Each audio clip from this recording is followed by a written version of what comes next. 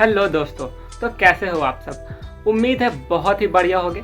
तो आज के वीडियो में कुछ नया होने वाला है। आज हम जानेंगे कि ये कैंडल स्टिक्स क्या होते हैं। तो जैसा आप देख पा रहे हो, यहाँ पे कुछ रेड और ग्रीन कलर की वर्टिकल रेक्टेंगल्स हैं और हर रेक्टेंगल्स के ऊपर नीचे पतली पतली सी लाइन बनी हुई है। आई एम श्योर आपने इसे पहले कहीं ना कहीं तो जरूर देखा होगा। तो एक्चुअली इन्हीं रेक्टेंगुलर बॉक्सेस को हम कैंडल स्टिक बोलते हैं। पर ये रेड और ग्रीन कलर्स के क्यों है और ये पतली पतली जो लाइन बनी हुई है इसका मतलब क्या है? सभी सवालों का जवाब चुटकी बजाते ही मिलने वाला है। पर अगर आप ये वीडियो देख रहे हो, इसका मतलब आपको शेयर्स के बारे में थोड़ा सा नॉलेज तो ज़रूर ही होगा। तो चलो एग्जाम्पल लेते हैं सबसे फेमस शेयर रिलायंस के शेयर्स का। तो जब आप गूगल पे सर्च करोगे Reliance industries limited share price, तो आपको कुछ इस तरह का इन्फॉर्मेशन निकल के आएगा।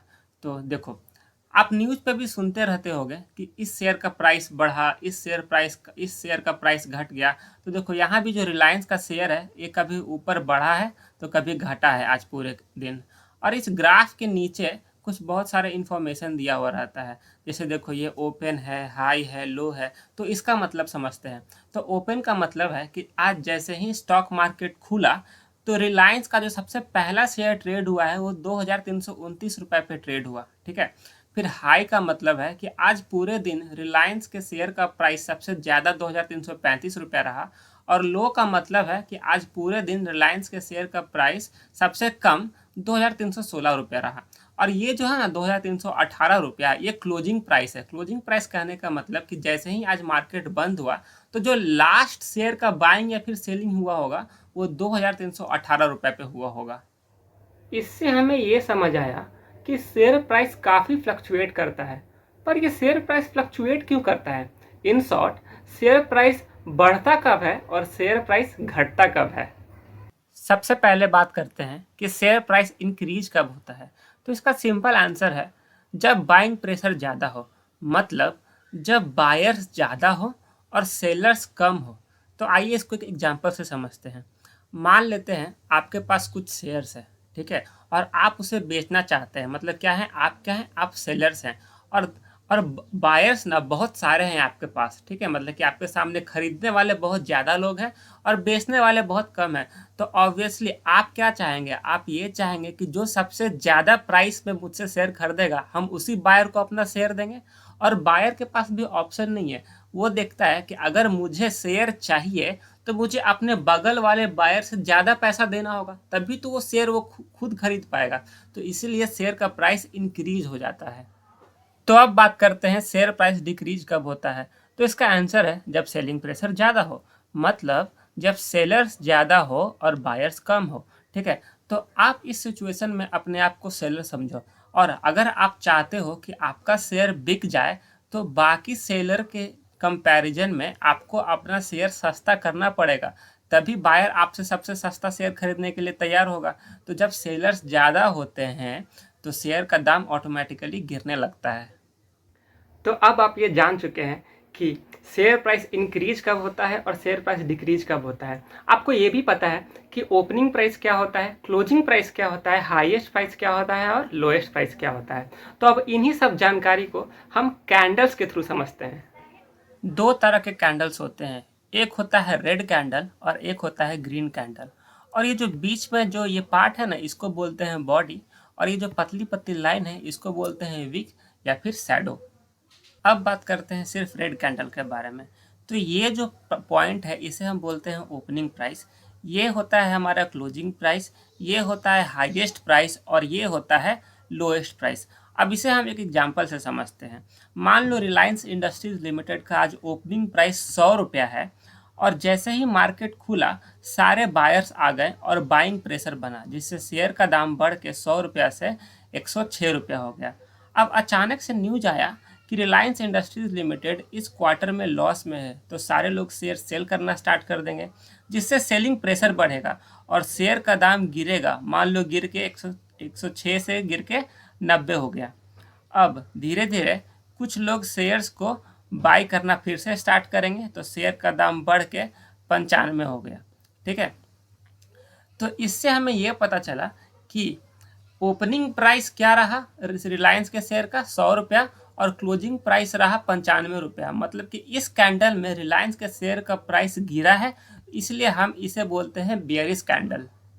अब बात करते हैं ग्रीन कैंडल के बारे में।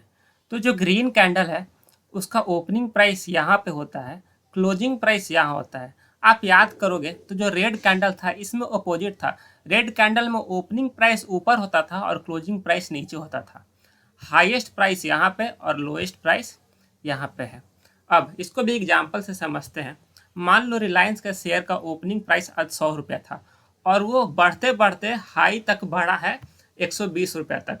फिर बीच में कुछ सेलर्स लोग आ गए और दाम गिरा दिया और इतना गिराया कि लोएस्ट प्राइस तक पहुंच गया 95 रुपया।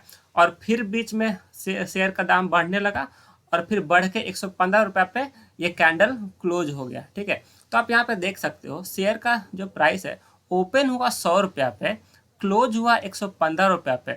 मतलब यहाँ पे शेयर का प्राइस 15 रुपये से बड़ा है, इसलिए हम इस कैंडल को बुलिश कैंडल बोलते हैं।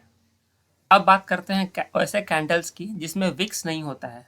ठीक है, मतलब वो पतली सी जो लाइन होती है कैंडल के ऊपर नीचे वो नहीं होता है। तो समझते हैं रेड कैंडल से।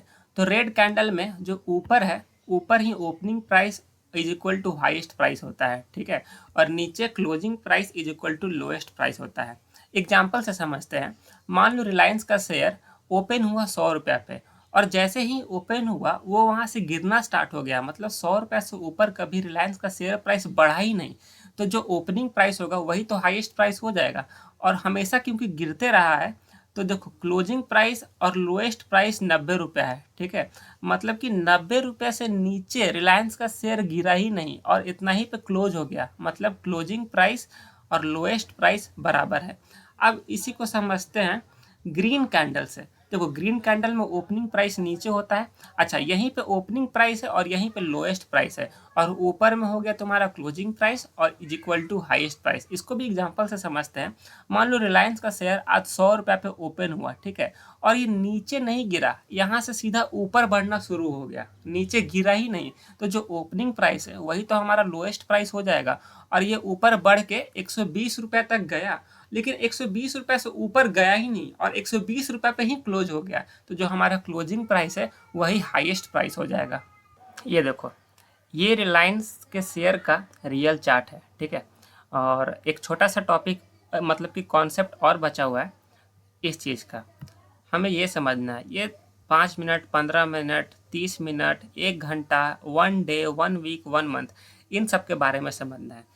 तो ये सब क्या है, तो जनरली लेमन लैंग्वेज में हम लोग ऐसे बात करते हैं कि 5 मिनट का कैंडल, 10 मिनट का कैंडल, 1 डे का कैंडल। तो अभी तक हम आपको जो भी बताया ना कैंडल के बारे में वो 1 डे का कैंडल था।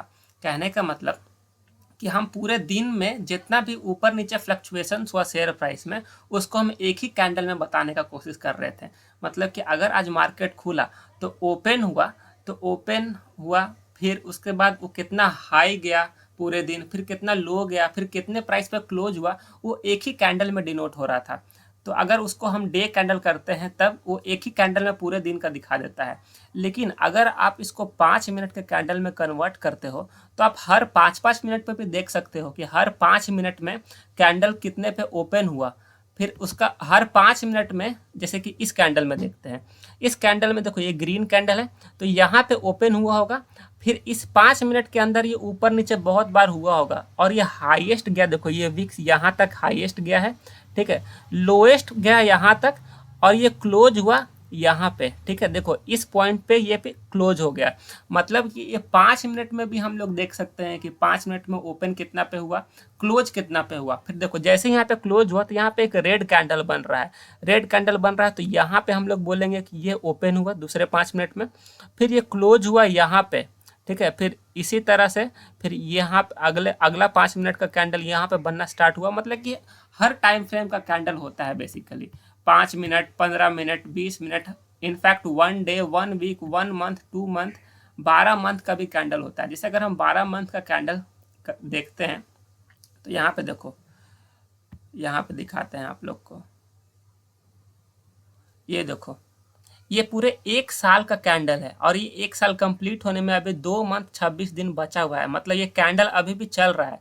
जैसे ही ये साल कंप्लीट होगा ये कैंडल भी कंप्लीट हो जाएगा, फिर एक नया कैंडल का फॉर्मेशन होना शुरू हो जाएगा। ठीक है, तो ये अलग अलग टाइम फ्रेम के कैंडल्स हैं। उम्मीद है आपको ये वीडियो पसंद आया होगा। पसंद आया तो लाइक करो और सब्सक्राइब करो। मिलते हैं अगले वीडियो में।